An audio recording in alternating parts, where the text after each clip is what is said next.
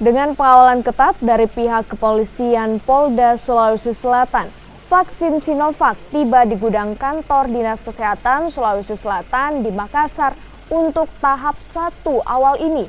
Setidaknya ada 30.000 dosis vaksin Sinovac yang diterima Dinas Kesehatan Provinsi Sulawesi Selatan dan akan mulai disuntikan pada 14 Januari mendatang.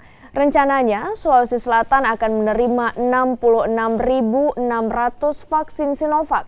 Semuanya akan disalurkan ke 24 kabupaten kota sebelum vaksinasi dilakukan. Makassar dan Pangkep akan jadi penerima vaksin terbanyak di Sulawesi Selatan dengan rincian 14.300 dosis untuk Makassar dan 3.150 dosis untuk Kabupaten Pangkep. Tadi pukul 5:05 waktu Indonesia Tengah,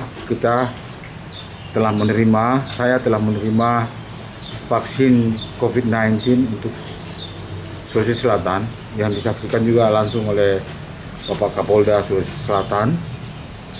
Jumlah yang kita terima tadi subuh sebanyak 30.000 unit dari keseluruhan sebanyak 64.640 unit.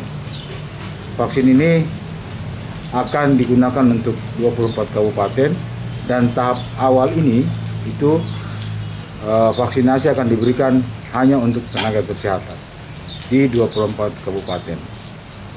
Saya kira itu. Pak, vaksin ini telah datang, hal apa yang akan dilakukan ke depannya?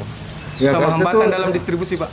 Ya, alhamdulillah tadi kita telah dikawal ya dari kepolisian, dari TNI. Segera sampai saat ini tidak ada hambatan, alhamdulillah.